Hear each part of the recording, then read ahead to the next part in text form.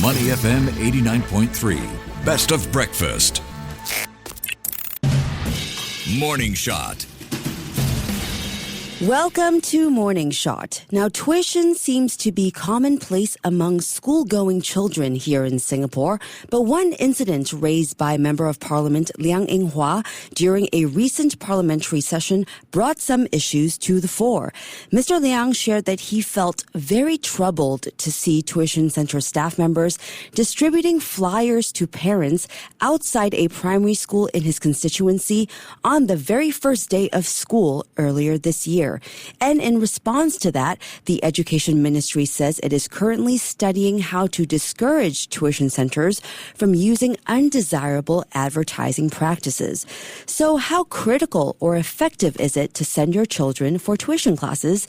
And are tuition centers playing to parents' fear of missing out? For more insights, we're joined by Jason Tan, Associate Professor from the National Institute of Education's Policy, Curriculum and Leadership Department. Jason, good morning. Welcome to the show. Good morning, everyone.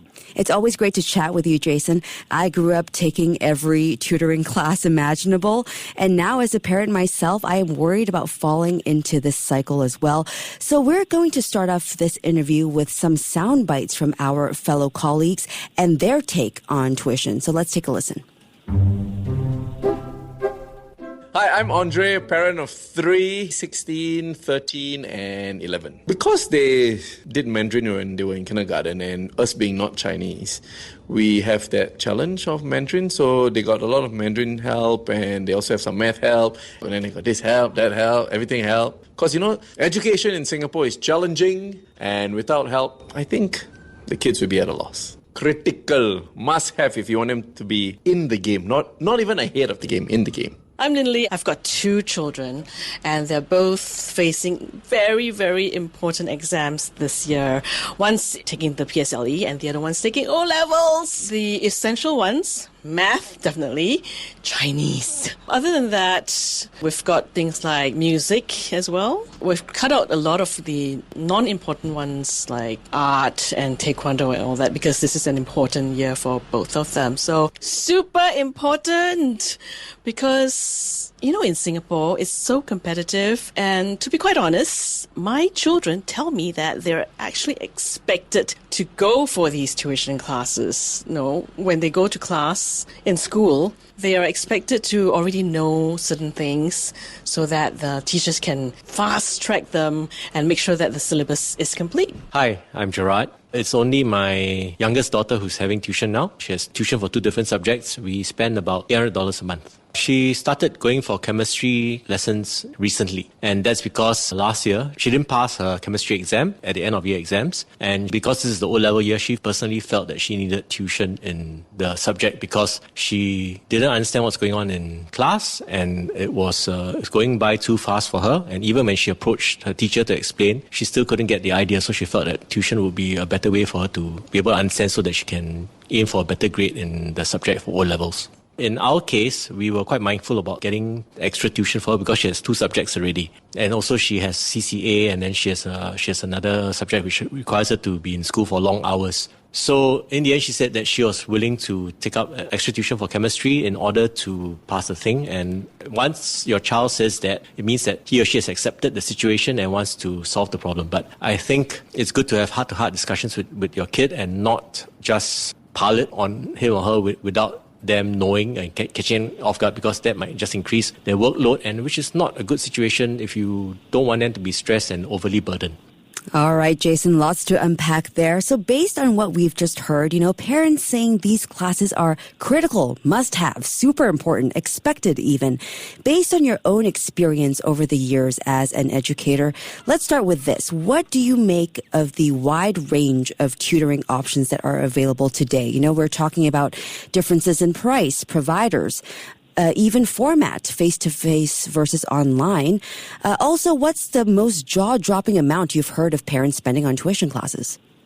Well, there definitely is a great deal of diversity within the tutoring landscape in Singapore. First of all, in terms of cost, there are actually tutoring sessions that are completely free of charge. And we're talking about probably secondary school students, for instance, who are performing community service and offering these lessons to, say, primary school students. Then we also have the self-help groups and the community centers that offer relatively affordable rates. And we can go all the way up to, say, a few $100s per hour. Next, if we talk about the providers, there's also a huge amount of diversity. For example, we're talking about organizations running tutoring lessons. We're talking about tutorial centers that are run for profit.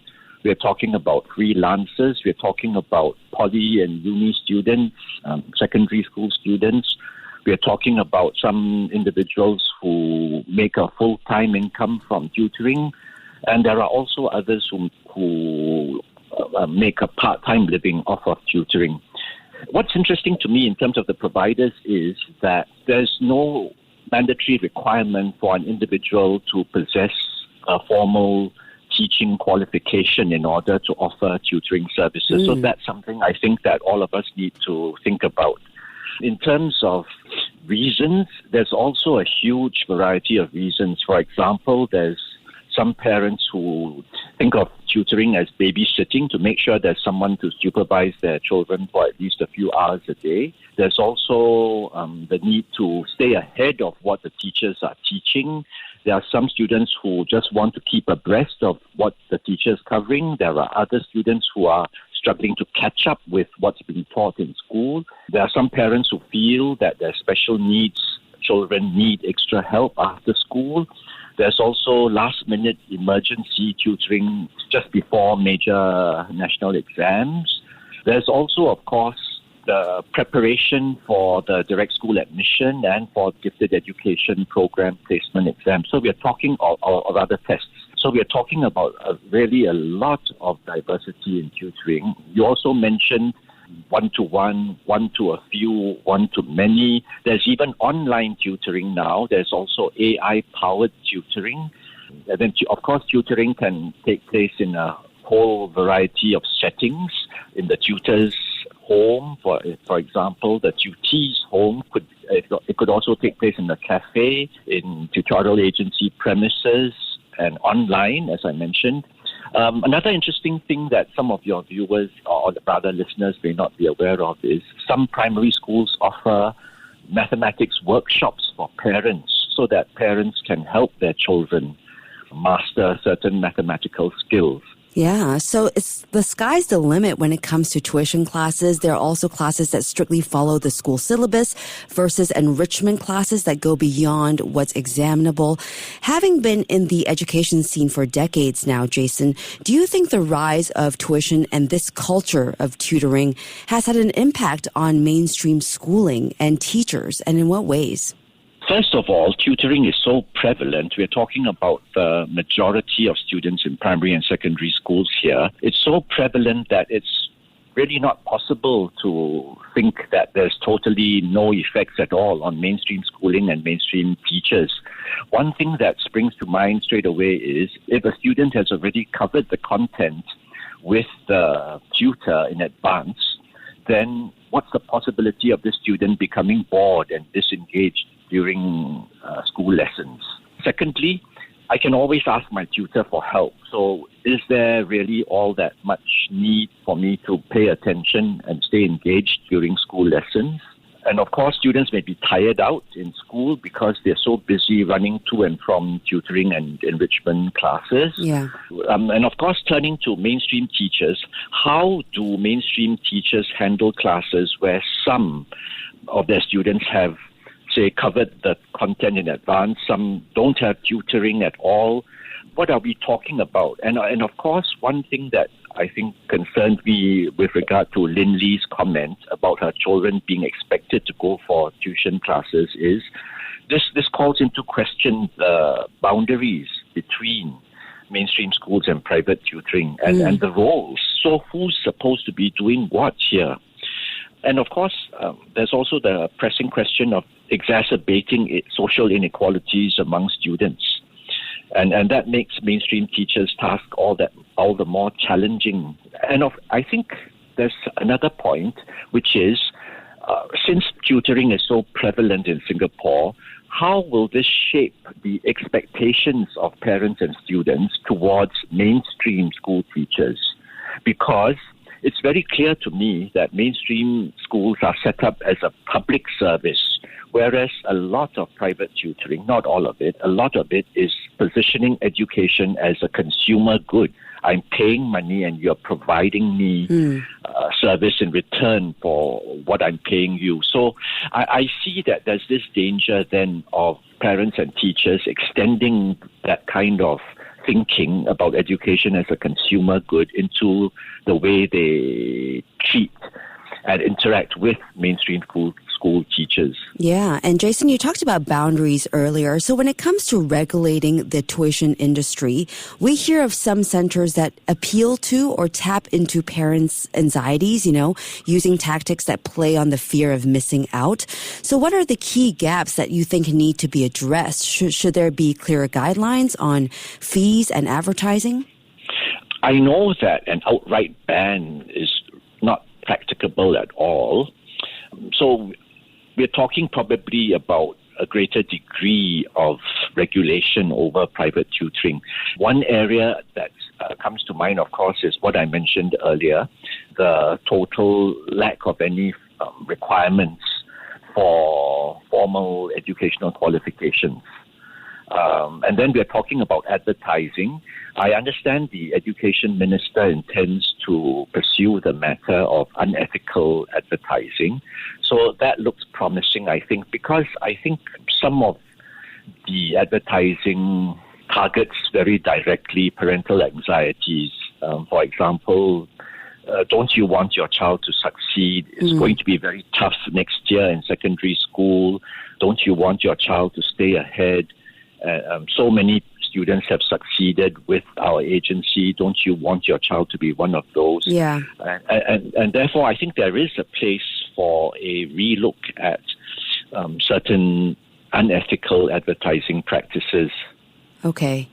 At the end of the day, Jason, really let's get to the bottom of this. How effective is all of this tutoring? How can parents make better decisions about how much is too much? The interesting point for me is that there's hardly any formal research on exactly how effective tutoring might be. And it would, I guess, be really ironic if all that time and money and effort that has been invested in tutoring were to prove to be of low or even no effectiveness, or even worse, to have adverse consequences. But I have to say, of course, that it's a very personal decision for parents together with their children to make. A lot will depend on the purposes, the expectations, whether the child is responding well, is seeing some kind of improvement in his or her attitude towards learning, towards handling schoolwork. And of course, we're really talking about individual hopes and dreams and aspirations, as you mentioned earlier. So that's a very, I think, emotive issue that has to be handled with some delicate care. All right, Jason, before we let you go, very quickly, one thing we're known for on the world stage, Singapore students, consistently score very well in international assessments, particularly in math and sciences, of course. So given how the education landscape has evolved, what else can be done to help parents nurture and bring out their child's full potential? I think that the Ministry of Education is very much emphasizing the need for a more hands-off attitude in terms of the stress and the overemphasis on academic grades. It's also talking a lot about holistic development, about multiple pathways to success.